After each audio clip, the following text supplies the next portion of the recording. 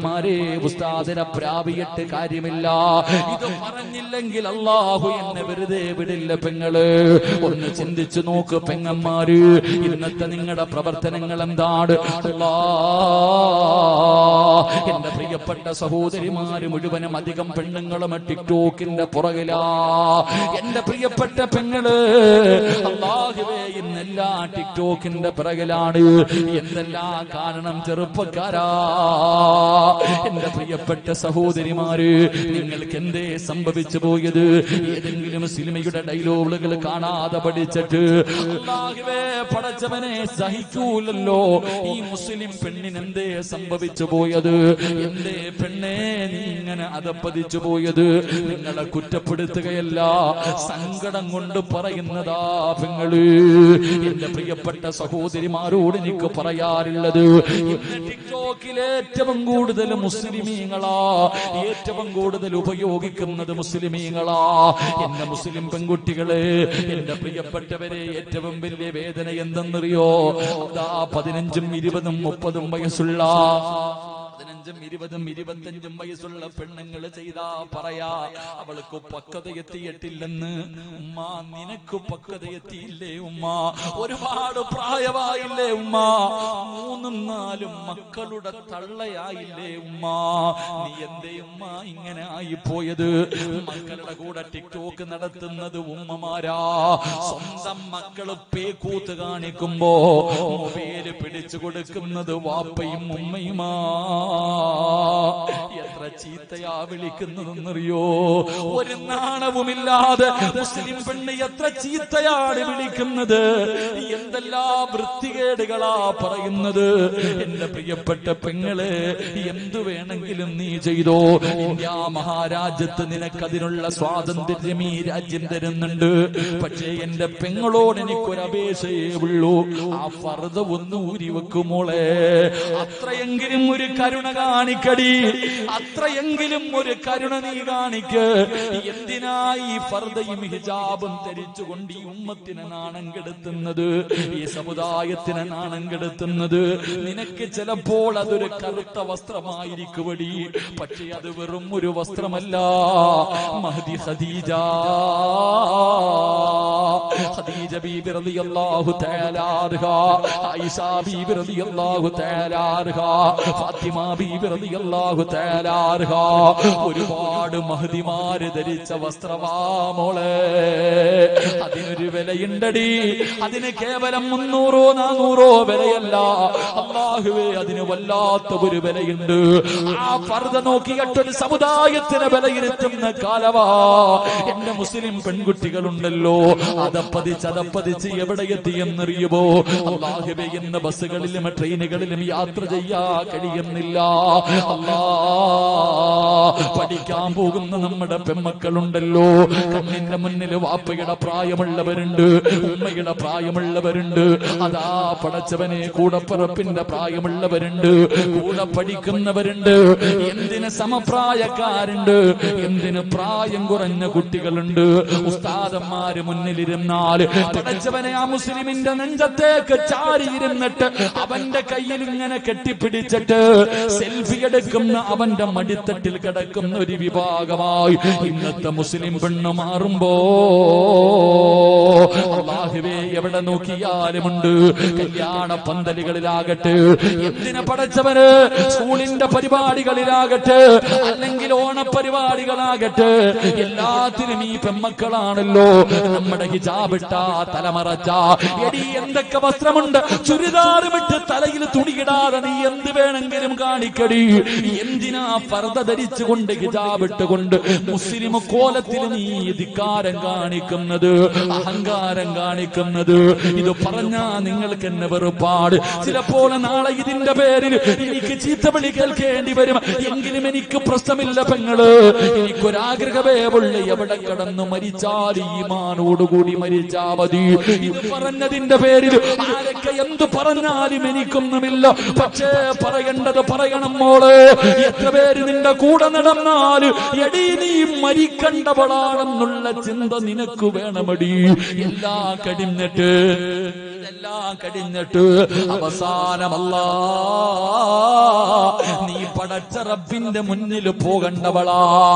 ഈ അഹങ്കാരം കാണിക്കുന്നവളോട് മക്കളേത് തോന്നിമാസം കാണിച്ചാൽ അവരുടെ കൂടെ നിൽക്കുന്ന ഉമ്മമാര് നീ എപ്പോഴും പറയുമല്ലോ പെങ്ങള് പ്രസവത്തിന് മരണവേദനയാണെന്ന്. എടി നീ അനുഭവിച്ചവളാണെങ്കിൽ ആ മരണവേദന പ്രസവ വേദന പോലും നിന്നെ കൊണ്ട് താങ്ങാൻ കഴിഞ്ഞില്ലെങ്കിൽ ഇനി ഒരു മരണവേദന വരാനുണ്ടല്ലോ. ഈ അനുഭവിച്ച നിനക്കതിനെ കുറിച്ചറിയാമല്ലോ, ഞങ്ങൾക്ക് ആ വേദനയെ കുറിച്ചറിയില്ല. എന്തേ ചിന്തിക്കാത്തത്? ഈ അഹങ്കാരമൊക്കെ എവിടെ കൊണ്ട് തീർക്കും? അവസാനം നിന്റെ കണ്ണിന്റെ മുന്നിൽ മലക്കുൽ മൗത്ത് അസ്റായീൽ വന്ന് നിന്നിട്ട് പറയും വിളിക്കടി, ആരെ വേണമെങ്കിലും വിളിക്ക്. കല്ലാ ഇദാ ബലഗതി തറാഖിയ വകീല മൻ റാഖ് വظن أنه الفراق والتفت الساق بالساق إلى ربك يومئذ المساق. ആരെ വിളിക്കുവടി പൊന്നുമോളെ? നിന്നെ രക്ഷപ്പെടുത്താൻ ആരുണ്ട്? എന്റെ ഓരോ പെണ്ണിനോടും സ്വന്തം പെങ്ങളെ പോലെ പറയുകയാണ്, വത്തഖൂ യൗമൻ തുർജഊന ഫീഹി ഇലല്ലാഹ്. ഒരു ദിവസം പോയി നിൽക്കണമടി അള്ളാന്റെ മുന്നിൽ. ഒരു ദിവസം പടച്ചവന് നിന്നെ പിടിച്ചു നിർത്തിയിട്ട് ചോദിക്കുന്ന ഒരു ദിവസം നിനക്ക് വരാനുണ്ടെന്ന് ഒരുത്തിയും മറന്നു പോകരുത്. ഈ പ്രവർത്തനം കാണിക്കുന്ന, ഈ ധിക്കാരം കാണിക്കുന്ന പടച്ചവനെ മറന്നുകൊണ്ട് അല്ലാഹുവിന്റെ അനുഗ്രഹങ്ങൾ മുഴുവനും രണ്ട് കൈയും നീട്ടി സ്വീകരിച്ചിട്ട് നന്ദി കെട്ടതുപോലെ ജീവിക്കുന്ന പെങ്ങള് അല്ല നിന്നെ പിടിച്ചു നിർത്തുമടി. പിടിച്ചു നിർത്തിയിട്ട് അല്ല ചോദിക്കുമ്പോ നീ പറയണമടി, ഈ കാണിച്ച ഈ അഹങ്കാരമുണ്ടല്ലോ, ഈ ധിക്കാരം നാളെ നീ അവിടെ വെച്ച് കാണിക്കണം പൊന്നുമോള്. നിനക്കുമറിയാ നീ പടച്ചവനെ മിണ്ടാതെ കടന്നു കൊടുക്കേണ്ട ഒരു ദിവസമുണ്ടെന്ന്. അതുകൊണ്ട് നിങ്ങളെ ഞാൻ ആക്ഷേപിക്കുന്നില്ല, നിങ്ങളെ എല്ലാവരെയും കുറ്റപ്പെടുത്തുന്നില്ല. സ്നേഹം കൊണ്ട് പറയുകയാ മോളെ, പ്രായം കുറെ ആയില്ലേ, ഇനിയെങ്കിലും ഒന്ന് നന്നാവ്. 40, 50, 60 വയസ്സുള്ള നിന്റെ ഉമ്മ ചെയ്യാത്ത പാപം നിന്റെ 18, 19 കൊല്ലത്തിന്റെ ഇടയിൽ ചെയ്ത് കഴിഞ്ഞില്ലേ? 50, 60 വയസ്സുള്ള ഉമ്മമാര് ചെയ്യാത്ത പാപം പോലും നിന്റെ ഈ ചെറിയ പ്രായത്തിൽ നീ ചെയ്ത് അറുമാദിച്ചു സുഖിച്ച് നടന്നില്ലേടി? ഇനിയെങ്കിലും ഒന്ന് നിർത്ത്, ഇനിയെങ്കിലും ഒന്ന് നേരെയാക്. അല്ലാഹുവേ, ഈ സമുദായത്തിന് നീ ഈമാൻ നൽകണേ തമ്പുരാനെ. അതുകൊണ്ട് ഞാൻ നിർത്തുകയാണ്. അല്ലാഹുവിന്റെ റസൂൽ എവിടെന്ന് പറഞ്ഞു, 4 വിഭാഗം പെണ്ണുങ്ങള് അല്ലാഹുവിന്റെ ശാപം കിട്ടിയവരാണെന്ന് നബി മുഹമ്മദ് മുസ്തഫ സല്ലല്ലാഹു അലൈഹി വസല്ലമ തങ്ങൾ പറയുകയാണ്. ഈ പറയുന്ന പെണ്ണുങ്ങള് നിന്റെ വീട്ടിലുണ്ടോ? ഈ പറയുന്ന പെണ്ണുങ്ങള് നിന്റെ വീട്ടിലുണ്ടോ? ഇവർ അല്ലാഹുവിന്റെ ശാപം കിട്ടിയവരാ. ഇവരെ അല്ലാഹു ശപിച്ചിരിക്കുന്നു. അല്ലാഹു ശപിച്ചവനാണ് ഇബ്ലീസ്. അല്ലാഹു ശപിച്ചവനാണ് ഇബ്ലീസ്. അവന്റെ ഗതി അറിയുമല്ലോ, അവന്റെ ഗതി അറിയുമല്ലോ. അതുകൊണ്ട് ഈ പറയുന്ന 3 വിഭാഗം പെണ്ണുങ്ങള് നിങ്ങളുടെ വീട്ടിലുണ്ടോ? അവരല്ലാഹു ശപിച്ചവരാ. നിന്റെ നാശത്തിന്റെ കാരണം അവരാ. അല്ലാഹുവിന്റെ പ്രവാചകൻ അവിടെന്ന് പറയുന്ന ഒന്നാമത്തെ പെണ്ണേതെന്നറിയോ? ശരീരത്തിൽ പച്ച കുത്തുന്ന പെണ്ണാ. പടച്ചവനെ, ആണുങ്ങളായിരുന്ന ശരീരത്തിൽ പച്ച കുത്തി നടന്നത് ഇന്ന് പെണ്ണുങ്ങളും അതൊരു ഫാഷനാണ്. പടച്ചവരെ, ശരീരത്തിന്റെ ഔറത്തിന്റെ ഭാഗങ്ങളില് പച്ച കുത്തികെട്ട് നടക്കുന്ന പെണ്ണ് നിന്നെ അല്ലാഹു ശപിച്ചതാടി, നിന്നെ അല്ലാഹു ശപിച്ചതാ. രണ്ടാമത്തെ വിഭാഗമാരെന്നറിയോ? ഈ സദസ്സിലിരിക്കുന്ന വാപ്പമാര്, ഈ സദസ്സിലിരിക്കുന്ന ചെറുപ്പക്കാരാ, ഇന്ന് വീട്ടിൽ പോയിട്ട് ഉമ്മാടെ മുഖത്ത് നോക്കടാ, കൂടപ്പറപ്പിന്റെ മുഖത്ത് നോക്കടാ, നിന്റെ ഭാര്യയുടെ മുഖത്ത് നോക്കടാ, നിന്റെ അനുജത്തിമാരുടെ മുഖത്ത് നോക്ക്. അല്ലാഹുവിന്റെ ശാപം കിട്ടിയ രണ്ടാമത്തെ വിഭാഗമാരെന്നറിയോ? സൗന്ദര്യവർദ്ധനവിന് വേണ്ടി പടച്ചവരെ പിരിയത്തിലെ മുടിയതാ മുറിച്ചു മാറ്റുന്ന പെണ്ണ്, മുടി പിടിത് കളയുന്ന പെണ്ണ്. നിന്റെ ഭാര്യയുടെ നെറ്റിത്തടത്തിൽ പോയി നോക്കടാ, നിന്റെ സഹോദരിയുടെ പിരിയത്തിൽ നോക്ക്, നിന്റെ ഉമ്മ 40 വയസ്സുള്ള നിന്റെ തള്ളയുടെ പിരിയത്തിൽ നോക്ക്. എങ്ങനാ നിനക്ക് നന്ദി ഉണ്ടാകുന്നത്? നിന്റെ വീട്ടിൽ എങ്ങനാ റഹ്മത്തിറങ്ങുന്നത്? അല്ലാഹുവേ നിനക്ക് എങ്ങനെയാ ബർക്കത്ത് കിട്ടുന്നത്? അല്ലാഹുവിന്റെ ശാപം കിട്ടിയ ഒരുത്തി നിന്റെ വീടിന്റെ അകത്തുണ്ടല്ലോ. പെങ്ങള് എന്തിനാടി ഈ പൊന്നുമോള്, എന്തിനാ ഇത് ഖബറിൽ കൊണ്ടുവച്ചാ പുഴുത്ത് നാറുമല്ലോ, നിന്റെ കണ്ണിങ്ങനെ ഒലിച്ചിറങ്ങുമല്ലോ.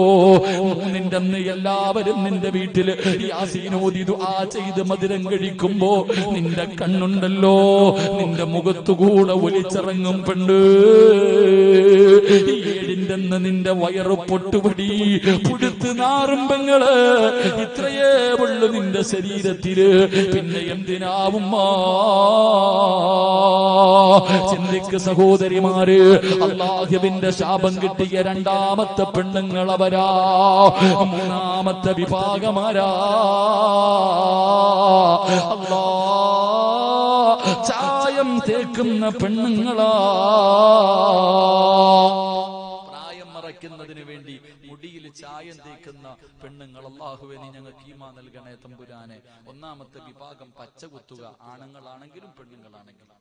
2, എന്റെ പ്രിയപ്പെട്ടവരെ, ഇന്ന് പിരിയം നോക്കിയാൽ മതി, കാണാം. പടച്ചവനെ എണ്ണച്ച് വരച്ചു വെക്കണ പോലെ ഇങ്ങനെ കിട്ടിയിട്ടിരിക്കുക. എന്നാ പ്ലാനാന്നറിയാവും? ബ്യൂട്ടി പാർലർ പോയിട്ട് റെഡിയാക്കി വെക്കാം.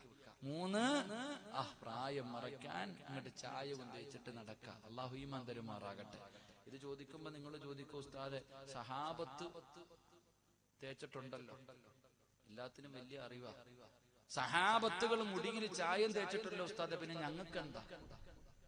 സഹാബത്ത് തേച്ചിട്ടുണ്ട്. എവിടെ പോയപ്പോഴാ തേച്ചേ? സഹാബികൾ യുദ്ധക്കളത്തിലേക്ക് പോയപ്പോ ഞങ്ങൾ പ്രായമുള്ളവരല്ല, ഞങ്ങൾ ചെറുപ്പക്കാരാണെന്ന് ശത്രുക്കൾ കരുതാൻ വേണ്ടി അവര് തേച്ചത്. നീ എന്തിനാ തേച്ചേ? നിങ്ങൾ എന്തിനാ തേച്ചേ? എന്റെ പ്രിയപ്പെട്ട പെങ്ങളെ, ഭർത്താവ് വെള്ളമുടിയുള്ള നിന്നെ കണ്ടാ നിന്റെ ഭർത്താവിന് നീ മൈലാഞ്ചി തേക്കാമിനകത്ത നല്ലതല്ല, അത് തേക്കാലോ, എന്ത് തേക്കാത്ത? അള്ളാഹു നമുക്ക് ഈമാൻ നൽകി അനുഗ്രഹിക്കുമാറാകട്ടെ. അതുകൊണ്ട് എന്റെ പ്രിയപ്പെട്ടവരോട് പറയുകയാ, ഈ 3 വിഭാഗം അള്ളാഹു ശപിച്ചവരാ. അള്ളാഹു നമ്മളെ കാത്തിരക്ഷിക്കുമാറാകട്ടെ. അതുകൊണ്ട് എന്റെ പ്രിയപ്പെട്ട പെങ്ങന്മാരോട് ഇനിയെങ്കിലും ഒന്ന് തീരുമാനിക്ക്, ഒരു മാറ്റം കണ്ടെത്ത്. നശിക്കാറായി. നമ്മുടെയൊക്കെ കയ്യിലിരിപ്പ് കൊണ്ടാണ് നമുക്ക് ഈ ഗതികേട് വന്നത്. അതുകൊണ്ട് എന്റെ പ്രിയപ്പെട്ടവരോട് പറയുക, ഒരു മാറ്റത്തിന് മാസികകളും പ്രസിദ്ധീകരണങ്ങളൊക്കെ എടുത്ത് വീട്ടിൽ നീ ആനയും മങ്ങളും ഇതൊക്കെയാണ് നിന്നെ നശിപ്പിച്ച്. കുറെ പ്രസിദ്ധീകരണങ്ങളാണ് നിങ്ങളെ നശിപ്പിച്ചത്, അതൊക്കെ എടുത്ത് കള. എന്നിട്ട് മഹദിമാരുടെ ചരിത്രം പഠിപ്പിക്കും. നീ വളർന്ന ആരാ? നിനക്ക് നിന്റെ വിലയറിയാനിട്ടാ. നിങ്ങൾ ചോദിക്കും, ഉസ്താദെ ഞങ്ങളെ ഇങ്ങനെ കുറ്റപ്പെടുത്ത എന്താ ഉസ്താദ്? ഏത് പ്രഭാഷകൻ വന്ന് ഞങ്ങളെ സഹോദരി നിന്നെ കുറ്റപ്പെടുത്തിയതല്ല ഉമ്മ. നിന്റെ ഏതാണെന്തെങ്കിലും കാൽച്ചുവട്ടി സ്വർഗമുണ്ടോ? നിന്റെ കാൽച്ചുവട്ടിലല്ലേ സർവ്വ പെണ്ണുങ്ങളുടെയും കാൽച്ചുവട്ടിൽ സ്വർഗമല്ലേ? ഉമ്മാടെ കാൽച്ചുവട്ടില്ല. ഏത് ആണിന്റെ, ഏത് ഉസ്താദിന്റെങ്കിലും ആലിമിന്റെ കാൽച്ചുവട്ടി സ്വർഗമുണ്ടോ? നിന്റെ കാൽച്ചുവട്ടിൽ കിടക്കുന്ന സ്വർഗം നിനക്ക് നിന്റെ വിലയറിയാനിട്ടാ, നിനക്ക് നിന്റെ മഹത്വം അറിയാനിട്ടാ. എന്റെ പ്രിയമുള്ളവരെ, ഞാൻ ഒരു ചരിത്രം പറഞ്ഞുകൊണ്ട് അവസാനിപ്പിക്കുകയാ. എന്റെ പ്രിയമുള്ളവരെ, മഹാനായ നബി മുഹമ്മദ് മുസ്തഫ, എന്റെ പ്രിയപ്പെട്ട സഹോദരിമാരെ, നിങ്ങളുടെ കാൽച്ചുവട്ടിലാണ് സ്വർഗം കിടക്കുന്നത്. നിങ്ങൾക്ക് മാതൃകയാക്കാൻ മഞ്ജു വാര്യരല്ല, അല്ലെങ്കിൽ ഏതെങ്കിലും പുതിയ നടിമാരല്ല, ഏതെങ്കിലും മോഡലുകളല്ല. നിനക്ക് പഠിക്കാൻ ഒരു മോഡലിന് ഞാൻ പറഞ്ഞു തരാ. നീ വളർന്നാല്, നീ നന്നായാല് അല്ല നിനക്ക് തരുന്ന സ്ഥാനം എന്തെന്നറിയോ? ഒരുപാട് മഹദിമാരുടെ ചരിത്രം നിനക്കറിയുമല്ലോ. നഫീസത്തുൽ മിസ്രിയ, മൈമൂനത്തുൽ മിസ്രിയ, ദിന്നൂറുൽ മിസ്രിയ. അല്ലാഹുവേ, എത്രയോ മഹദിമാര്, ഇവരുടെ ചരിത്രങ്ങൾ നീ കേട്ടവരാണല്ലോ.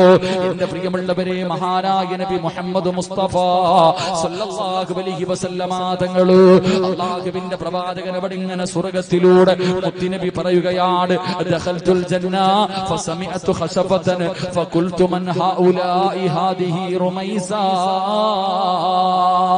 ലോകത്തിന്റെ നേതാവായ അഷ്റഫുൽ ഖൽഖ് നബി മുഹമ്മദ് മുസ്തഫ സല്ലല്ലാഹു അലൈഹി വസല്ലമ തങ്ങള് അല്ലാഹുവേ സ്വർഗ്ഗത്തിലൂടെ നടന്നു പോകുമ്പോ, ലോകത്തിന്റെ നേതാവ് സ്വർഗ്ഗത്തിലൂടെ നടന്നു പോകുമ്പോ മുത്തുനബിയുടെ മുന്നിലൂടെ ഒരു പെണ്ണിങ്ങനെ നടന്നു പോവുകയാണ്.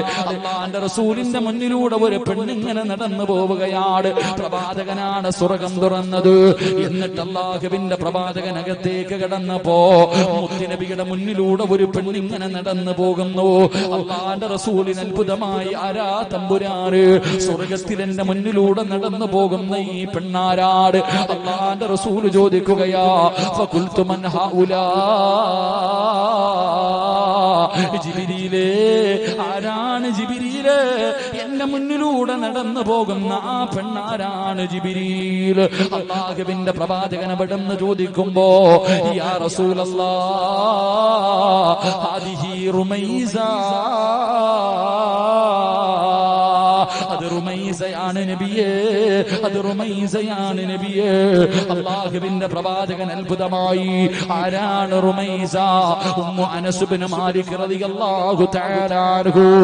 അനസ് റളിയല്ലാഹു തആല അൻഹുവിന്റെ ഉമ്മയായ ഉമ്മു സുലൈ റളിയല്ലാഹു തആല അൻഹ. അല്ലാഹുവേ, ഇവർക്ക് ഈ മഹത്വം കിട്ടാനുള്ള കാരണം എന്തെന്നറിയുമോ? അല്ലാഹുവിന്റെ പ്രവാചകൻ സ്വർഗ്ഗം തുറന്ന് അകത്ത് കടന്നപ്പോ മുത്തുനബിയുടെ മുന്നിലൂടെ പ്രവാചകനെക്കാളും മുമ്പ് സ്വർഗ്ഗത്തിലേക്ക് ഓടിക്കേറിയ ഈ പെണ്ണാരാ? ഉമ്മു സുലൈമിന് ഇത് കിട്ടാറുള്ള കാരണം എന്തെന്നറിയുമോ? മുടിക്കോടുള്ള പെണ്ണന്മാരെ, മഹദിയായ ഉമ്മു സുലൈം റളിയല്ലാഹു തആല അൻഹ പടച്ചവനെ ഇസ്ലാമിനെ കുറിച്ച് കേൾക്കുകയാണ്. അല്ലാഹുവിന്റെ ദീനിനെ കുറിച്ച് കേൾക്കുമ്പോ ഇസ്ലാമിലേക്ക് കടന്നു വന്നോ, അവിടുന്ന് മുസ്ലിമാവുകയാണ്. എന്നിട്ട് തന്റെ വീട്ടിലേക്ക് കടന്നു ചെല്ലുമ്പോ മാലിക് എന്ന് പറയുന്ന പ്രിയപ്പെട്ട ഭർത്താവ് പറയുന്ന, ഉമ്മു സുലൈം, നിനക്ക് എന്നെ വേണോ? ഇസ്ലാം മതം വേണോ? പുതിയ മതം വേണോ? എന്നെ വേണോ? ഉമ്മു സുലൈം റളിയല്ലാഹു തആല അൻഹ അനസ് എന്ന് പറയുന്ന പിഞ്ചു കുഞ്ഞിനെ തന്റെ ശരീരത്തിലേക്ക് ചേർത്ത് പിടിച്ചിട്ട് അവളെന്ന് പറഞ്ഞു, എനിക്ക് രണ്ടും വേണം. എനിക്ക് അല്ലാഹുവിനെയും വേണം, അല്ലാഹുവിന്റെ ദീനും എനിക്ക് വേണം, ഭർത്താവായ നിങ്ങളെയും എനിക്ക് വേണം. അവിടെന്ന് മാലിക് പറഞ്ഞു, ഉമ്മു സുലൈം, ഏതെങ്കിലും ഒന്ന് നീ തീരുമാനിക്ക്. എന്നെ വേണോ? പുതിയ മതം വേണോ? എന്നെ വേണോ? പുതിയ മതം വേണോ? ഉമ്മു സുലൈമിന് ചിന്തിക്കാറൊന്നുമില്ലായിരുന്നു. തന്റെ ചെറിയ മകനെ ചേർത്ത് പിടിച്ചിട്ട് പറഞ്ഞു, എനിക്ക് മതമാണ് വേണ്ടത്, എനിക്ക് അല്ലാഹുവാണ് വേണ്ടത്, എനിക്ക് ഇസ്ലാം മതമാണ് വേണ്ടത്. ഉമ്മു സുലൈം അവിടെ നിന്ന് പറയുമ്പോ മാലിക് എന്ന ഭർത്താവ് അതാ ഉപേക്ഷിച്ചിട്ട് ഇറങ്ങി പോവുകയാ. സ്വന്തം ഭർത്താവ് മുസ്ലിമായതിന്റെ പേരില് തന്റെ ഭാര്യയെ കളഞ്ഞിട്ട് ഇറങ്ങി പോകുമ്പോ അനസ് എന്ന് പറയുന്ന പൊന്നുമോനെ ചേർത്ത് പിടിച്ചിട്ട് കരയുകയാ. ഇന്നത്തെ പെണ്ണുങ്ങളുണ്ടല്ലോ, അതാ കണ്ടവന്റെ കൂടെ അല്ലാഹുവിന്റെ ദീനിനെ ചവിട്ടി തേച്ചിട്ട് ഇറങ്ങി പോകുന്ന കാലവാ. അവൾക്ക് എന്ത് ദീന്, എന്ത് പ്രവാചകന്, എന്ത് ഖുർആന്, എന്ത് മരണം, എന്ത് ഖബറ്, എന്ത് പരലോകം, എന്ത് സ്വർഗ്ഗം. അല്ലാഹുവേ, കണ്ടവന്റെ കൂടെ മതം പോലും മറന്നിട്ട് ഇറങ്ങി പോകുന്ന പെണ്ണുങ്ങള്.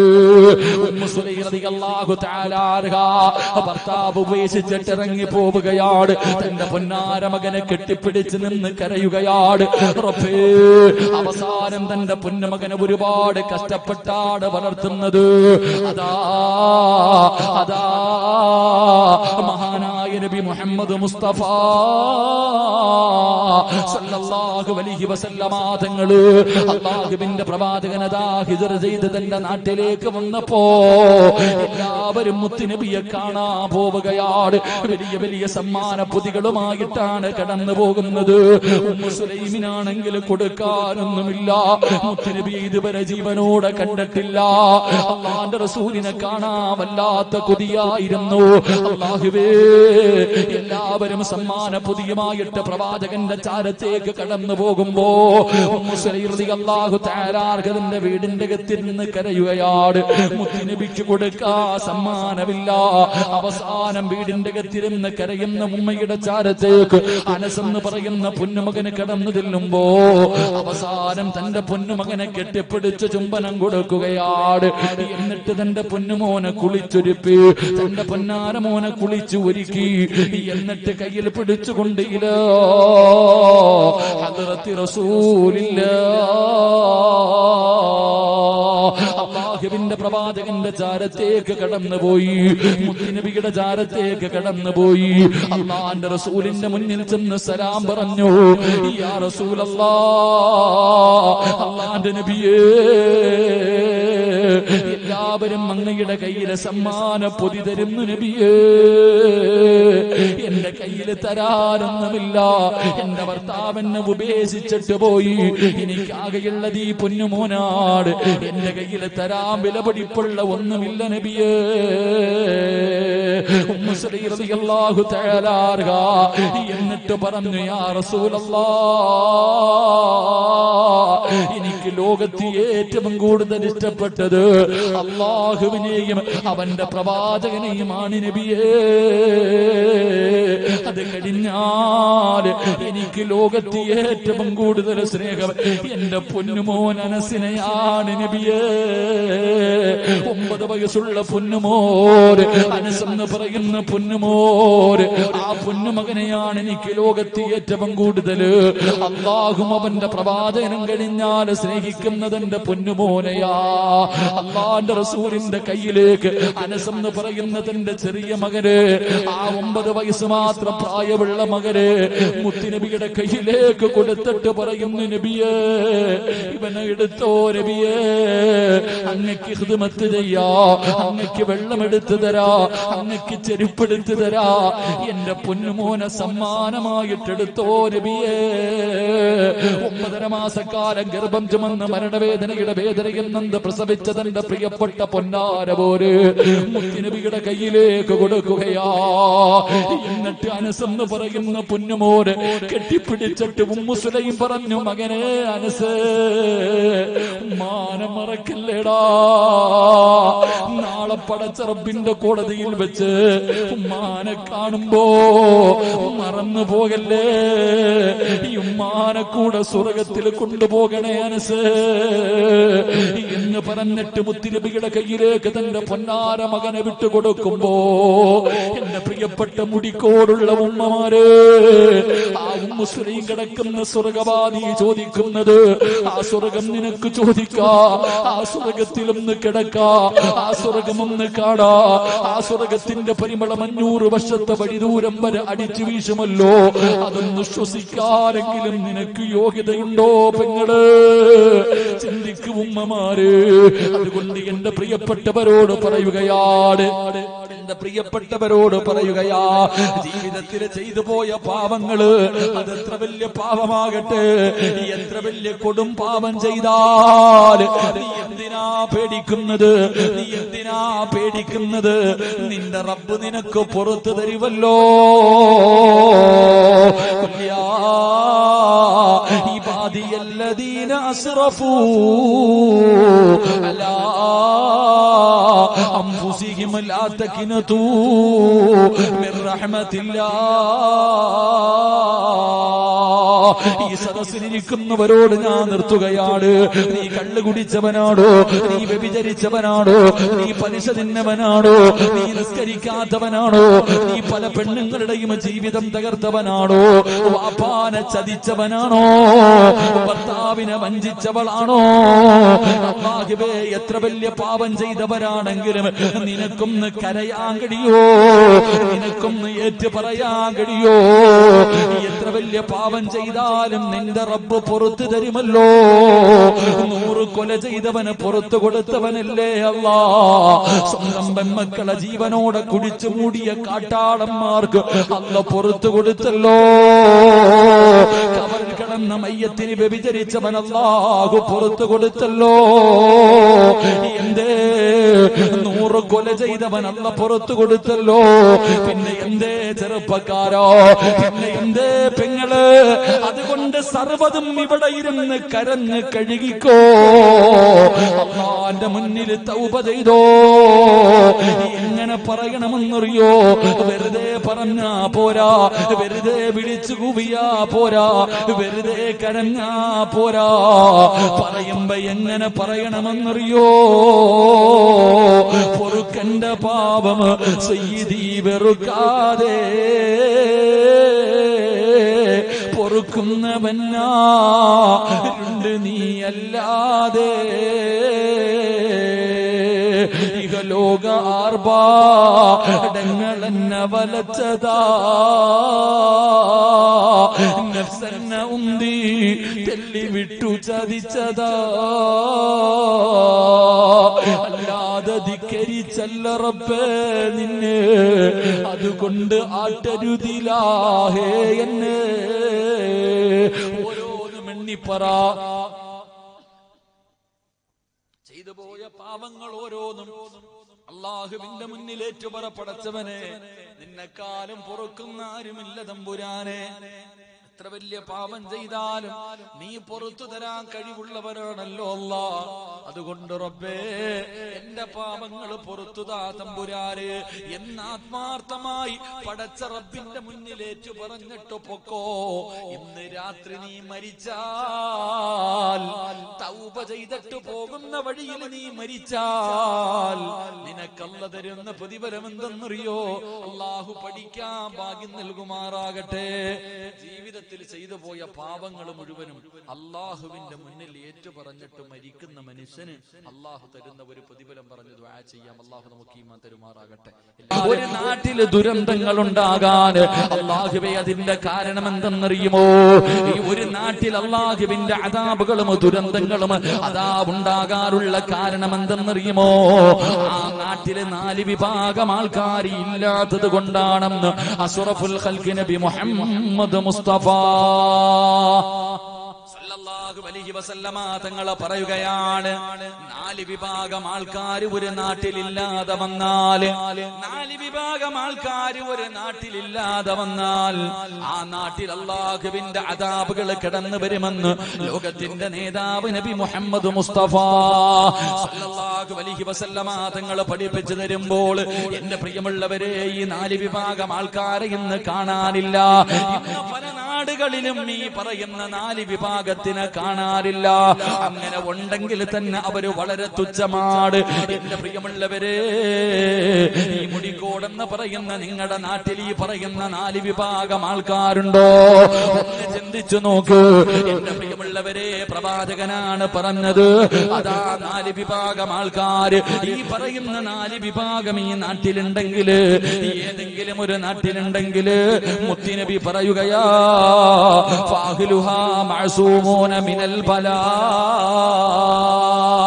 ആ നാട്ടിൽ ദുരന്തമുണ്ടാകില്ല എന്ന് മുത്തുനബി പറയുമ്പോൾ, എന്റെ പ്രിയമുള്ളവരെ, നമുക്ക് പഠിക്കാം. ആ 4 വിഭാഗം ആരാണ്? ആ 4 വിഭാഗം നമ്മുടെ നാട്ടിലുണ്ടോ? ഇല്ലെങ്കിൽ ഉണ്ടാക്കിയെടുക്കാൻ പരിശ്രമിക്കണേ. അല്ലാഹുവിന്റെ പ്രവാചകൻ അവിടെന്ന് പറയുന്ന ഒന്നാമത്തെ വിഭാഗമാരാ? ലോകത്ത് കാണാനില്ലാത്ത, ഇന്ന് നാടുകളിൽ കാണാനില്ലാത്ത 4 വിഭാഗത്തിൽ ഒന്നാമത്തെ വിഭാഗം ആരെന്നറിയുമോ? ഇമാമുൻ ആദിലുൻ, നീതിമാനായ ഭരണാധികാരികൾ ഇല്ലാതെ വരുമ്പോ ഭൂമിയിലെ ദുരന്തമുണ്ടാകുമെന്ന് നബി മുഹമ്മദ് മുസ്തഫ സല്ലല്ലാഹു അലൈഹി വസല്ലമ തങ്ങൾ പറയുമ്പോൾ, നീതിമാനായ ഭരണാധികാരി, എന്റെ പ്രിയമുള്ളവരെ, അങ്ങനെ ഒരു വാക്ക് കേൾക്കുമ്പോ, ഒരു നീതിമാനായ ഭരണാധികാരിയെ കുറിച്ചൊരു മുസ്ലിമിന്റെ മുന്നിൽ പറയപ്പെട്ടാൽ അവൻ ഓർമ്മ വരുന്ന ഭരണാധികാരി ആരാ? മഹാനായ സയ്യിദുനാ ഉമർ ഇബ്നുൽ ഖത്താബ് ഖത്താബ് റളിയല്ലാഹു തആല അൻഹു. അതാ നമുക്ക് ഓർമ്മ വരുന്നത് ഉമർ ഇബ്നുൽ ഖത്താബിനെയാണ്. അതുകൊണ്ടാണ് നമ്മുടെ രാഷ്ട്രപിതാവ് പോലും പറഞ്ഞത്, ഞാൻ ഇഷ്ടപ്പെടുന്ന ഭരണം ഉമറിന്റെ ഭരണമാണെന്ന് രാഷ്ട്രപിതാവ് പോലും പറയാറുള്ള കാരണം അതാ. എന്റെ പ്രിയമുള്ളവരെ, ഇന്ന് ലോകത്തെടുത്ത് നോക്ക്, ഈ ലോകം മുഴുവനും നമ്മളൊന്ന് കണ്ണോടിച്ച് നോക്ക്. എവിടെയാണ് പടച്ചവന് നീതിമാനായ ഒരു ഭരണാധികാരിയെ ഉമർ ഇബ്നുൽ ഖത്താബ് റളിയല്ലാഹു തആല അൻഹുവിനെ പോലെ, അതുപോലെ ഇല്ലെങ്കിലും അതിന്റെ നാലിൽ ഒരു അയിലത്തെങ്കിലും വരുന്ന ഒരു നല്ല ഭരണാധികാരിയെ നമുക്ക് കാണാൻ കഴിയുമോ? ഇല്ല എന്നടച്ചാക്ഷേപിക്കുന്നില്ല. ഉണ്ടെങ്കിലും അവർക്കും പല പരിധികളും പരിമിതികളുമുണ്ട്. എന്റെ പ്രിയമുള്ളവരെ, ലോകത്തെവിടെയാണ് നീതിമാനായ ഒരു ഭരണാധികാരി ഉള്ളത്? ലോകം മുഴുവനും തെരഞ്ഞാലും നമുക്ക് കാണാൻ കഴിയില്ല. എന്തിനാ ലോകത്തിന്റെ കാര്യം പറയുന്നത്? അമേരിക്കയുടെയും ചൈനയുടെയും ലണ്ടന്റെയും എല്ലാ കാര്യങ്ങളും നമ്മൾ പറയുന്നത്, ഞാനും നിങ്ങളും ജീവിക്കുന്ന ഇന്ത്യ എന്ന് പറയുന്ന ഈ രാജ്യമുണ്ടല്ലോ, ഈ രാജ്യത്തിന്റെ ഭരണാധികാരിയെ കുറിച്ച് ഞാനും നിങ്ങളും ഒന്ന് ചിന്തിച്ചു നോക്ക്. പറയേണ്ടതില്ലല്ലോ അല്ലാ. എന്തിനാ പറയുന്നത്? പറഞ്ഞിട്ടും പ്രത്യേകിച്ചൊരു ഫായിദയുമില്ല. നമ്മുടെ രാജ്യത്തിന്റെ ഭരണാധികാരിയെ കുറിച്ച് പറയാൻ പോയാ വേറെ പറഞ്ഞിട്ട് ഒരു ഫായിദയില്ല, ഒരു നേട്ടവും ഇല്ല. അള്ളാഹു ഈമാൻ തരുമാറാകട്ടെ. മനുഷ്യന്മാരെ അള്ളാഹു ഈമാൻ തരുമാറാകട്ടെ. അള്ളാഹു ഈമാൻ തരുമാറാകട്ടെ. നമ്മുടെ രാജ്യത്തിന്റെ അവസ്ഥ ചിന്തിക്കുവാണെങ്കിൽ ഇപ്പത്തെ അവസ്ഥ ആരോട് ചോദിച്ചാലും പറഞ്ഞുതരും. അതാണ് രാജ്യത്തിന്റെ അവസ്ഥ. വളരെ പരിതാപകരമായ ഒരു അവസ്ഥയിലൂടെയാണ് നമ്മളൊക്കെ കടന്നു പോകുന്നത്. അതുകൊണ്ട് ഇനി ആകെ ഉള്ള ഒരു കാര്യം, മുസ്ലിമീങ്ങൾക്ക് ഇനി രക്ഷപ്പെടണമെങ്കിൽ ഒറ്റ വഴിയേ ഉള്ളൂ. അവനവന്റെ ഈമാൻ നല്ലതുപോലെ ഉറപ്പിച്ചു, അത് മാത്രമേ ഉള്ളൂ. അള്ളാഹു ഈമാൻ തരുമാറാകട്ടെ. ഇപ്പൊ മൊബൈൽ അങ്ങോട്ട് എടുത്തു നോക്കുമ്പോ കെട്ടിയിട്ട് അടിക്കുന്നു, തലയിൽ പെട്രോൾ ഒതിച്ച് കത്തിക്കുന്നു. ഇതൊക്കെയാ വാർത്ത. മൊബൈലൊക്കെ എടുത്ത് നോക്കുമ്പോ പടച്ചവനെ അവിടെ ജീവനോടെ കത്തിക്കുന്നു, മരത്തി കെട്ടിക്കിട്ട് തല്ലിക്കൊല്ലുന്നു, പട്ടി. ഇതൊന്നും അല്ല മനുഷ്യന്മാരെ. നിങ്ങൾ എന്തോ വിചാരിച്ചു? ഇതൊക്കെ സാമ്പിളാ, ഇതൊക്കെ സാമ്പിളാ. ഇതൊക്കെ ഇനി ഇതിനേക്കാളും 10 ഇരട്ടി വരാൻ പോവുക. നമ്മളെന്തോ വിചാരിച്ച്? ഇതൊരു തുടക്കവാ.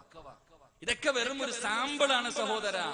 ഇനി വരാൻ പോകുന്നതേ ഉള്ളൂ വെടിക്കെട്ടുകൾ. ഇനി വെടിക്കെട്ടുകൾ. അല്ലാഹ് ചോദിച്ചത് എന്തെന്നറിയോ? അം ഹസിബുതും അൻ തദ്ഖുലുൽ ജന്ന, സ്വർഗ്ഗം നിനക്ക് ഓസിന് കിട്ടുമെന്ന് കരുതിയോ? അല്ലാഹ് ചോദിച്ചതാ. അള്ളാഹു ചോദിക്കുകയാണ്, ഓസിന് കയറി പോകാൻ പറ്റുന്ന സ്വർഗം അത് ഓസിന് കയറി പോകാൻ പറ്റുന്ന സ്ഥലമല്ല. ബിലാല് തങ്ങളുടെ ചരിത്രം പറയും, കഴുത്തിൽ കയറ് കെട്ടിയിട്ട് വലിച്ചിടച്ചുകൊണ്ട് നടന്നു, കരിമ്പാറയെടുത്ത് നെഞ്ചത്ത് വെച്ചിട്ട് ചാട്ടവാറ കൊണ്ട് തല്ലിച്ചതച്ചു, പഴിപ്പിച്ച കമ്പി ശരീരത്തിൽ കുത്തിയിറക്കി പച്ച ഇറച്ചി വലിച്ചൂരിയെടുത്തു. ഈ ചരിത്രമൊക്കെ പറഞ്ഞു കേട്ടവരല്ലേ? എന്റെ പ്രിയമുള്ളവരെ, ഇതുപോലൊക്കെ അനുഭവിച്ചാലേ സ്വർഗത്തിൽ പോകാൻ പറ്റൂ. അള്ളാഹു ഈമാൻ തരുമാറാകട്ടെ. ആ കാലവാ ഇനി വരാൻ പോകുന്നത്. ഇതിൽ മാറ്റമൊന്നും വരണ്ട, ഇതിൽ മാറ്റമൊന്നും വരാൻ പോകുന്നില്ല. എന്റെ പ്രിയമുള്ളവരെ, വെറുതെയല്ല, ഇതിനേക്കാളും വലിയ ഒരു കാലഘട്ടം വരും. ഇതിനേക്കാളും ഓടും ജീവനം കൊണ്ട് കടന്ന് പരക്കം പായുന്ന ഒരു കാലം വരും. അപ്പോഴേ എന്റെ പ്രിയമുള്ളവരെ ഇമാം മഹ്ദിയൊക്കെ വരികയുള്ളൂ. അള്ളാഹു ഈമാൻ തരുമാറാകട്ടെ. അപ്പൊ ഞാൻ അങ്ങോട്ട് കിടക്കുന്നില്ല, മോഡിസാറിനെ കുറിച്ച് ഞാനൊന്നും പറയുന്നില്ല. രാജ്യത്തിന്റെ ഒരു നല്ല ഭരണാധികാരി ഉണ്ടോ എന്ന് ചോദിച്ചാൽ അവിടെ പോകട്ടെ. ഇനി സംസ്ഥാനങ്ങളിലേക്കൊക്കെ വാ, അവിടൊക്കെ പോകട്ടെ, ഞാനൊന്നും കിടക്കുന്നില്ല. എന്റെ പ്രിയമുള്ളവരെ, നമ്മൾ എന്തിനാണ് ലോകത്തിന്റെ കാര്യം പറയുന്നത്? ലോകത്തൊരു നല്ല ഭരണാധികാരിയെ കാണാൻ കഴിയില്ല. രാജ്യത്തിലേക്ക് കടന്നു വന്നാൽ കാണാൻ കഴിയില്ല. എന്തിനാണ് പടച്ചവനെ? മുസ്ലിമീങ്ങളുടെ കാര്യങ്ങൾ മുഴുവനും തീരുമാനിക്കുന്ന ഒരു സ്ഥലമാണ് അള്ളാഹുവിന്റെ പള്ളി. അള്ളാഹുവിന്റെ പള്ളിയാണ് മുസ്ലിമീങ്ങളുടെ മുഴുവനും കാര്യങ്ങൾ തീരുമാനിക്കുന്ന സ്ഥലം. അവിടെയാണല്ലോ പടച്ചവനെ എല്ലാ കാര്യങ്ങളും തീരുമാനിക്കുന്നത്. ആ പള്ളിക്കകത്ത് നടക്കുന്ന ഭരണം കണ്ടിട്ടുണ്ടോ? അല്ലാഹുവിന്റെ പള്ളിക്കകത്ത് പോലെ പടച്ചവന് നീതിമാനായ ഒരു ഭരണാധികാരിയെ കാണാത്ത കാലവാ. അല്ലാഹുവിന്റെ പള്ളിക്കകത്ത് പോലും പടച്ചവനെ എന്ന് പള്ളിയുടെ പരിപാലനമൊക്കെ മാറി. പണ്ടൊക്കെ പള്ളി പരിപാലനമാണെന്ന് പറയുന്നത്. അങ്ങനെ ഇന്ന് പള്ളി പരിപാലനം മാറി, ഇന്ന് പള്ളി ഭരണമായല്ലോ. അല്ലാഹുവിന്റെ റബ്ബിന്റെ പള്ളിയിൽ പടച്ചവനെ പ്രസിഡന്റ് ആകാ, സെക്രട്ടറി ആകാ, പടച്ചവനെ അല്ലാഹുവേ വഖഫ് സ്വത്തെടുത്തിട്ട് ഇലക്ഷൻ നടത്തുന്ന കാലമാണ്. പടച്ചവനെ അതാ വോട്ട് പിടിച്ചിട്ട് വിജയിക്കുന്നതിന് വേണ്ടി ഏത് വളഞ്ഞ വഴിയിലൂടെ സഞ്ചരിച്ച് പണം കൊടുത്തിട്ടാണെങ്കിലും പള്ളിയുടെ അധികാരം പിടിക്കുന്ന കാലവാ. അല്ലാഹുവിന്റെ പള്ളിയുടെ അധികാരത്തിന് വേണ്ടി പടച്ച റബ്ബിന്റെ ഭവനത്തിന്റെ അകത്ത് കിടന്ന് കത്തിക്കുത്തെടുക്കുന്ന കാലമാണ്, തമ്മിലടിക്കുന്ന കാലവാ. എന്റെ പ്രിയമുള്ള സഹോദരാ, ഇന്ന് അവിടെയും നീതിമാനെ കാണാനില്ല. ഇത് പറയുമ്പോ ഉള്ളത് പറയുമ്പോ പലർക്കും പടച്ചവനെ അതങ്ങോട്ട് നല്ലതുപോലെ കൊള്ളുകയാണ്. പലർക്കും ഇഷ്ടപ്പെടണമെന്നില്ല. പക്ഷേ പറയേണ്ടത് പറയണമല്ലോ, പറയേണ്ടത് പറയണമല്ലോ. എന്റെ പ്രിയമുള്ളവരെ, ഇന്ന് അല്ലാഹുവിന്റെ പള്ളിയിൽ എവിടെയാ പരിപാലനം നടക്കുന്നത്? അത് ഭരണമായല്ലോ. ഈ നാട്ടിലെ പള്ളി പരിപാലന കമ്മിറ്റിയോട്, ഈ മഹല്ലിന്റെ ഭാരവാഹികളോട് എനിക്ക് പറയാനുള്ളത്, എന്റെ പ്രിയമുള്ള സഹോദരാ, അല്ലാഹുവിന്റെ പള്ളികൾ മുഴുവനും സ്വർഗത്തിലാ. അല്ലാഹുവിന്റെ പള്ളികൾ മുഴുവനും സ്വർഗത്തിലാ. ആ പള്ളി 5 വിഭാഗം ആൾക്കാരെ സ്വർഗത്തിൽ കൊണ്ടുപോകുമെന്ന് ആദരവായ പ്രവാചകൻ നബി മുഹമ്മദ് മുസ്തഫ സല്ലല്ലാഹു അലൈഹി വസല്ലമ തങ്ങൾ പറയുമ്പോൾ നീ നല്ലതുപോലെ ഒന്ന് ചിന്തിച്ചു നോക്ക്. നിനക്ക് അല്ലാഹുവിന്റെ പള്ളിക്കകത്തിരുന്ന് സ്വർഗത്തിൽ പോകാനുള്ള ഭാഗ്യമുണ്ടോ? എന്റെ പ്രിയപ്പെട്ടവരോട് പറയുന്നു, ഒരിക്കലും അധികാരം തേടി പോകരുത്. ഒരിക്കലും അധികാരം തേടി പോകരുത്. അധികാരം നിന്നെ തേടി വരാനുള്ളതാ. ഒരാളും അധികാരം തായെന്ന് പറഞ്ഞ് അങ്ങോട്ട് കടന്നു പോകരുത്. ഉസ്താദ് അവർക്ക് ഒന്നാമത് സുഖമില്ല. അൽഹംദുലില്ലാ, അല്ലാഹു ആഫിയത്തും ദീർഘായുസ്സും കൊടുത്ത് അനുഗ്രഹിക്കുമാറാകട്ടെ. അവരുടെ കൈ പിടിച്ചിട്ട് ബുദ്ധിമുട്ടിക്കരുത്. എല്ലാവരും ഇരിക്കും ഇൻഷാ അല്ലാഹ്. എന്റെ പ്രിയമുള്ള സഹോദരങ്ങളെ, അല്ലാഹുവിന്റെ പള്ളിക്കകത്തിന് ഏത് പള്ളിയിലപ്പ പരിപാലനം നടക്കുന്നത്? ഭരണസമിതിയാ. ഇലക്ഷൻ നടത്തിയിട്ട് ഇവിടെ അങ്ങനെയൊക്കെ ആയിരിക്കില്ല ഉസ്താദ്? എല്ലായിടത്തും അങ്ങനെയൊക്കെ തന്നെ. അള്ളാന്റെ പള്ളിക്കകത്ത് വഖഫ് സ്വത്ത് ഇടം.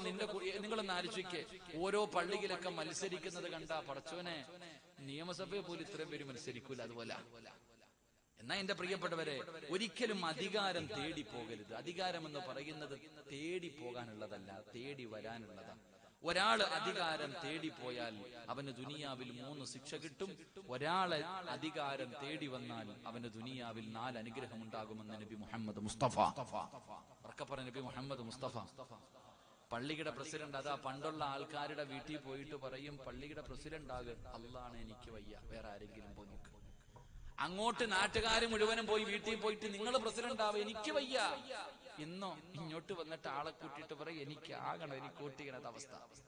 എന്റെ പ്രിയമുള്ള സഹോദരങ്ങളെ, ഞാൻ പറഞ്ഞു വന്നത്, അള്ളാഹുവിന്റെ പള്ളിക്കകത്ത് പോലും ഇന്ന് നല്ല രീതിയിലുള്ള പരിപാലനം നടക്കുന്നില്ല. അത് പോകട്ടെ, എന്തിനാ പള്ളിയുടെ ഒക്കെ കാര്യം പറയണേ? നമ്മുടെ വീട്, നമ്മൾ ഓരോരുത്തരും താമസിക്കുന്ന നമ്മുടെ വീട്.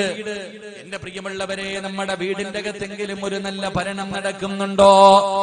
അല്ലാഹുവേ, ഈ സദസ്സിലിരിക്കുന്ന ആണുങ്ങൾ മുഴുവനും, ഈ സദസ്സിലിരിക്കുന്ന ആണുങ്ങൾ മുഴുവനും ഒരു ഭരണാധികാരിയാണ്. ഏത് ഭരണാധികാരി? ലോകത്തിന്റെ എല്ലാ, രാജ്യത്തിന്റെ എല്ലാ, സംസ്ഥാനത്തിന്റെ എല്ലാ, എന്റെ പ്രിയമുള്ളവരെ, പഞ്ചായത്തിന്റെ എല്ലാ, വാർഡിന്റെ എല്ലാ.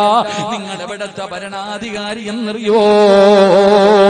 നിന്റെ വീടിന്റെ അകത്തെ ഭരണാധികാരിയാ. നീയാണ് നിന്റെ വീട്ടിലെ ഭരണാധികാരി.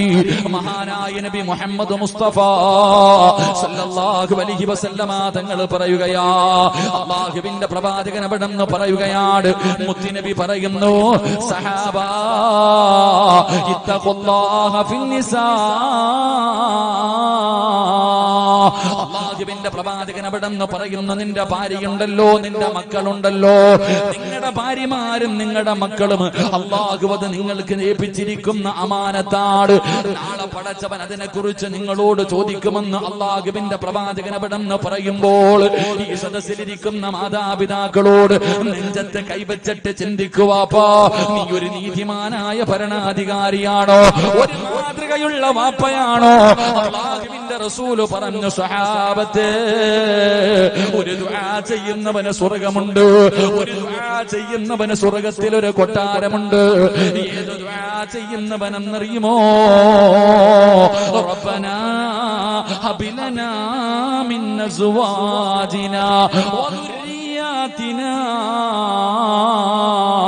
ഖുർറത അയ്യുനിൻ വജഅൽനാ ലിൽമുത്തഖീന ഇമാമാ. പടച്ചവനെ ഇങ്ങനെ ദുആ ചെയ്യുന്നവന് സ്വർഗ്ഗത്തിൽ ഒരു കൊട്ടാരമുണ്ടെന്ന് മുത്തുനബി വെറുതെ പറഞ്ഞതല്ല. എന്റെ പ്രിയമുള്ളവരെ, എന്തേ ദുആ ചെയ്യുന്നത്? അല്ലാഹുമ്മ റബ്ബനാ ഹബ് ലനാ മിൻ അസ്വാജിനാ. പടച്ചവനെ, നിന്നെ ഭയന്ന് ജീവിക്കുന്ന ഒരു സാലിഹത്തായ ഭാര്യ എനിക്ക് തരണേ തമ്പുരാന്. എനിക്കൊരു നല്ല ഭർത്താവിനെ തരണേ തമ്പുരാന്.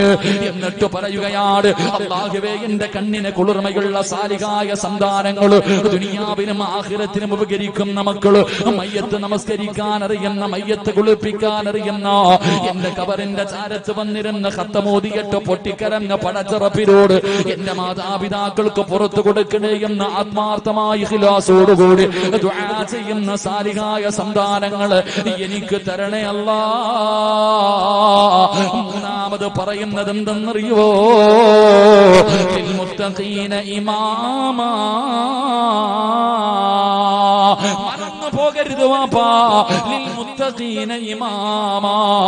അല്ലാഹുവേ, എന്റെ ഭാര്യയുണ്ടല്ലോ, എന്റെ മക്കളുണ്ടല്ലോ, ഇവർക്ക് മാതൃകയാകുന്ന ഒരു വാപ്പയാകണേ. ഇവർക്ക് ഇമാമത്ത് നിൽക്കാൻ അർഹതയുള്ള ലിൽ മുത്തഖീന ഇമാമാ. പടച്ചവനെ, ഇവർക്ക് ഇമാമത്ത് നിൽക്കാൻ അർഹതയുള്ള ഒരു വാപ്പയായി എന്നെ നീ മാറ്റിത്തരണേ എന്ന് പടച്ചറപ്പിനോട് ദുആ ചെയ്യുന്ന ഉപ്പമാരോട് നിങ്ങൾ നെഞ്ചത്ത് കൈവച്ചിട്ടൊന്ന് ചിന്തിക്ക്. നീ പടച്ചവനെ മാതൃകയുള്ള ഒരു വാപ്പയാണോ? നീ മാതൃകയുള്ള ഒരു ഉമ്മയാണോ? നിന്നെ കണ്ട് നിന്റെ ഭാര്യയും മക്കളും പഠിച്ച സ്വർഗത്തിൽ പോകുമോ? എന്റെ പ്രിയമുള്ളവരെ, അല്ലാഹുവിന്റെ പ്രവാചകൻ എവിടെന്ന് പറയുകയാ, അല്ലാഹുവിന്റെ റസൂൽ എവിടെന്ന് പറഞ്ഞു തരികയാണ്, ഈ സദസ്സിലിരിക്കുന്ന മാതാപിതാക്കളോട് നിങ്ങളൊരു മാതൃകാപരനായ ഒരു വാപ്പയാണോ? എന്റെ പ്രിയമുള്ളവരെ, ചരിത്രത്തിൽ കാണാം, മഹാനായ അബൂ വാഇൽ റളിയല്ലാഹു തആല അൻഹു, അബൂ വാഇൽ റളിയല്ലാഹു തആല അൻഹു ഒരിക്കൽ സുബഹി നമസ്കാരം കഴിഞ്ഞ് ഇബ്നു മസ്ഊദ് റളിയല്ലാഹു തആല അൻഹുവിന്റെ വീട്ടിലേക്ക് കടന്നു പോവുകയാ. അതാ അബൂ വാഇൽ എന്ന് പറയുന്ന സ്വഹാബി, തന്റെ കൂടെയുള്ള സഹാബികള് എല്ലാവരും ഇബ്നു മസ്ഊദ് റളിയല്ലാഹു തആല അൻഹുവിന്റെ വീട്ടിലേക്ക് കടന്നിരുന്നു. സുബഹി നമസ്കാരം കഴിഞ്ഞാണ് പോകുന്നത്. വീടിന്റെ മുന്നിൽ നിന്ന് സലാം പറഞ്ഞു. ഇബ്നു മസ്ഊദ് തങ്ങൾ വീടിന്റെ അകത്താണ്. അവിടെ നിന്ന് പറഞ്ഞു, സ്വഹാബാ, കേറിയിരിക്കു സഹാബാ. ഇബ്നു മസ്ഊദ് തങ്ങൾ വീടിന്റെ അകത്ത് നിന്ന് മറുപടി പറഞ്ഞു. പക്ഷേ സ്വഹാബത്ത് കേറുന്നില്ല, സഹാബികൾ കേറുന്നില്ല. എല്ലാവരും വീടിന്റെ വെളിയിൽ നിൽക്കുകയാണ്. ആ സമയത്ത് പടച്ചവനെ കേറാതെ വന്നപ്പോ ഇതിന്റെ ത്ത് ജോലി ചെയ്യുന്ന ഖാദിമായ പെണ്ണുണ്ടല്ലോ, ഫഖറജത്തിൽ ജാരിയ, വീട്ടിലെ വേലക്കാരിയായ പെണ്ണ് ചോദിക്കുന്നു, എന്തേ? ചിന്തിച്ചു നോക്ക്, നിങ്ങളാരും നിസ്കരിക്കാത്തവരാണെന്ന് ഞാൻ പറയുന്നില്ല. പക്ഷേ നിന്റെ ഭാര്യ നമസ്കരിക്കാറുണ്ടോ? നിന്റെ പ്രിയപ്പെട്ട മക്കളെ നിസ്കരിക്കാറുണ്ടോ? അവരെ വിളിച്ചുണർത്തികെട്ട് നിസ്കരിപ്പിക്കാറുണ്ടോ? എന്തേ അവർക്കൊന്നും നിസ്കാരം നിർബന്ധമില്ല? എന്റെ പ്രിയമുള്ളവരെ, ആർക്കാ അറിയാത്തത്? ഏതു മനുഷ്യനാണ് അറിയാത്തത്? 7 വയസ്സുള്ളവനോട് നമസ്കരിക്കാൻ കൽപ്പിക്കണം, 10 വയസ്സായിട്ട് നിസ്കരിക്കാത്തവനെ തല്ലണമെന്നാണ്. 7 വയസ്സുള്ള മനുഷ്യനോട് ഒരു കുട്ടിയോട് നിസ്കരിക്കാൻ കൽപ്പിക്കണം. 10 വയസ്സായിട്ട് നിസ്കരിച്ചില്ലെങ്കിൽ എന്ത് ചെയ്യണം? ഒന്ന് പറ മനുഷ്യന്മാരെ, എന്ത് ചെയ്യണം? ഒന്ന് ഉറക്കെ പറഞ്ഞ എന്ത് ചെയ്യണം? ഉറക്കെ പറ. 10 വയസ്സായിട്ട് നിസ്കരിക്കാത്തവൻ എന്താണ്? തല്ലണം. തല്ലിയിട്ട് നിസ്കരിപ്പിക്കണം. നിസ്കരിക്കാത്തതിന്റെ പേരിൽ മക്കളെ തല്ലിയ ഏതെങ്കിലും വാപ്പ ഉണ്ടെങ്കിൽ ഒന്ന് കൈബുക്ക്. കാണാനുള്ള കൊതി കൊണ്ട് ഒന്ന് പൊക്കിക്ക്. ഒന്ന് പൊക്കും മനുഷ്യന്മാർ. ഒരു മനുഷ്യനുണ്ട്, അല്ലാഹു 2 പേരായി. കൈ കൂടിപ്പോയ ഒരു 10 പേര്, കൂടിപ്പോയ ഒരു 10 പേര്. ഉമ്മമാരൊന്ന് കൈപൊക്കിക്ക്. നിസ്കരിക്കാത്തതിന്റെ പേരിൽ മക്കളെ തല്ലിയ അവിടെ. അല്ലാഹു നമുക്ക് ഈമാൻ നൽകി അനുഗ്രഹിക്കുമാറാകട്ടെ. ഇതാ നമ്മള് നീ പറഞ്ഞ നിന്റെ മോൻ കേൾക്കാതെ. എന്റെ പ്രിയമുള്ളവരെ, അള്ളാഹിക്ക് അറിയാം. അതുകൊണ്ടാ ഇബ്രാഹിം നബി അലൈഹി സ്വലാം തന്റെ മകൻ ഇസ്മായിൽ നബി അലൈഹി സ്വലാമിന്റെ കഴുത്തിൽ കത്തി വെച്ച് അറുത്തിട്ട് മുറിയാഞ്ഞ് നമ്മളെ കുറിച്ച് അറിയണോണ്ടാ, നമ്മളെ കുറിച്ച് അറിയുന്നത് കൊണ്ടാ. കാരണം എന്തേ? നിസ്കരിക്കാത്തതിന്റെ പേരിൽ മക്കളെ തല്ലാ മനസ്സില്ലാത്ത ഞാനും നിങ്ങളുമാണ് എന്ത് ചെയ്യുന്നത്? എന്റെ പ്രിയമുള്ളവരെ, മക്കളെ അറുത്തു കൊടുക്കാൻ തയ്യാറാകുന്നത്. അള്ളാഹു ഈമാൻ നൽകുമാറാകട്ടെ. അള്ളാഹു ഈമാൻ നൽകുമാറാകട്ടെ. മഹാനായി നബി മുഹമ്മദ് മുസ്തഫ സല്ലല്ലാഹു അലൈഹി വസല്ലമ ദുആ ചെയ്തു, അല്ലാഹുവേ, ഒരു വാപ്പയ്ക്ക് നീ ബർക്കത്ത് ചെയ്യണേ തമ്പുരാനെ. അല്ലാഹു ആ വാപ്പമാരിൽ എന്നെയും നിങ്ങളെയും പെടുത്തുമാറാകട്ടെ. ആര് ദുആ ചെയ്തു? നബി സല്ലല്ലാഹു അലൈഹി വസല്ലമ തങ്ങൾ 1400 വർഷങ്ങൾക്ക് മുമ്പ് ദുആ ചെയ്തു, അല്ലാഹ് ഒരു വാപ്പയ്ക്ക് നീ പടച്ചവനെ നീ ബർക്കത്ത് ചെയ്യണം. മുത്തുനബി ദുആ ചെയ്തു. ഏത് വാപ്പയ്ക്കാന്നറിയോ? തന്റെ മക്കളെ തല്ലി നേരെയാക്കാൻ, തന്റെ മക്കളെ അദബ് പഠിപ്പിക്കാൻ വീട്ടിൽ ഒരു വടി വെട്ടി വെച്ചിരിക്കുന്ന വാപ്പയ്ക്കാണ് മുത്തുനബി ദുആ ചെയ്തത്. അള്ളാഹു നമുക്ക് ഈമാൻ തരുമാറാകട്ടെ. ഏത് വാപ്പയ്ക്ക്? തന്റെ മക്കളെ നന്നാക്കുന്നതിന് വേണ്ടി നിസ്കരിക്കാത്തവനെ തല്ലി നിസ്കരിപ്പിക്കാൻ, പറഞ്ഞാൽ അനുസരിക്കാത്തവനെ തല്ല